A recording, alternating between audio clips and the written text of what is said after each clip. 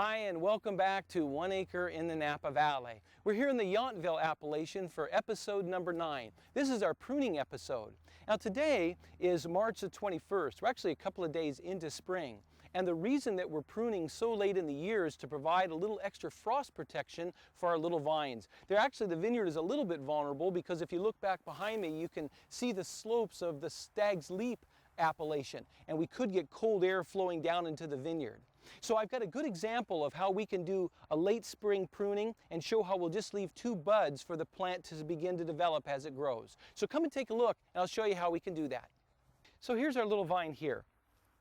Let's start by taking our fruit punch cover off of it that acted as a protection last year, and we can see a little bit of the growth that actually took place. Now as we can see here, here's our graft union, and it began to develop a little shoot that grew up. What we want to do is cut this plant down to just 2 buds. The reason is, last year what we don't see is underground the entire root structure developed under here. And when we cut this down to 2 buds, all of the energy of that entire root structure will be pushed into just 2 outlets. So what we're going to do is we're going to make a cut. If we look right here, actually you can see, if you can see it up close behind my finger, this little bud is almost starting to push. It's got just a little bit of kind of a dough skin on it. And on this side, you might be able to see it, there's another bud right here next to my finger. Those are the 2 buds that we'll leave, and we'll cut off the rest of it. And then that way, when the plant becomes active, all of that energy will go into pushing just those 2 points. And we've got 2 in case one of them gets damaged. That is going to be the shoot then that we're going to train right on up the pencil stake, and that's what we'll use to develop the structure of the trunk and the rest of the growing points on the vine. So the next question might be is, where do we actually make the cut?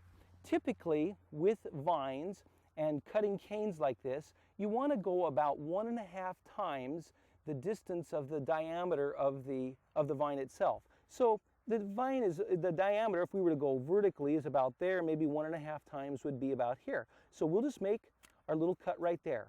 And I cut this in such a way that as the plant bleeds, and it will now, there'll be a little bit of water, a little bit of sap that comes up. The water will actually flow away from the buds and keep them from being wet.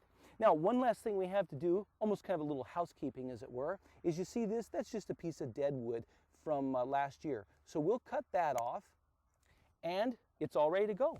And that will begin to push. So the only thing left to do is put our little cover back on it and wait for it to become active. Well, thanks very much for joining us here on our pruning episode. We're really quite excited about the season getting underway and bud break that's going to happen very soon. And we'd also like to let you know about an exciting new series that we're working on called Wine Factors. It's a continuing exploration into the sensory perceptions of wine. If you've ever wondered where the flavors and aromas that we enjoy in wine come from, then this series will be of great interest to you. And if you've ever had a question about those type of things, where flavors or aromas come from, send me an email or even a video of yourself with the question you have. If we use that video or that email in our series, I'll send you a bottle of 1 Acre wine. So keep an eye open for Wine Factors coming soon.